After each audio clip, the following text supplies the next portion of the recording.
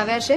દિવ્યાબેન, તમે શેના માટે દવા લઈ ગયેલા? હા, હું ક્રોનિક ફેરેન્જાઇટિસની પેશન્ટ છું. મને ઘણા ટાઈમથી ક્રોનિક ફેરેન્જાઇટિસ હતું. જ્યારે મને વેધર ચેન્જ થાય ત્યારે ડ્રાયનેસ થઈ જતી હતી નોસ્ટ્રિલ્સમાં.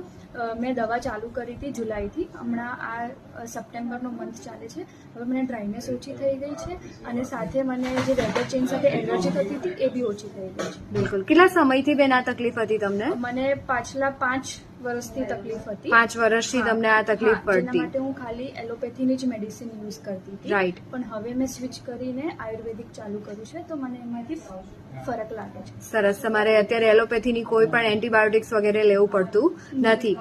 સરસ. 1 જ મહિના 2 મહિનાની અંદર તમને ઘણું સારું પરિણામ મળ્યું છે. હજુ તમારી આ એલર્જી જડમૂળમાંથી સારી થઈ જાય એ પ્રમાણે આપણી દવાના પ્રયાસ ચાલુ રહેશે. તમે લોકોને શું સંદેશ આપશો અમૃતાલયની દવા વિશે? હું એવું કહેવા માંગીશ કે એલોપેથી તમને એક શું કહેવાય કે એક પર્ટિક્યુલર ટાઈમ માટે તમને લઈ શકો છો, પણ આખી જિંદગી તમે ના લઈ શકો.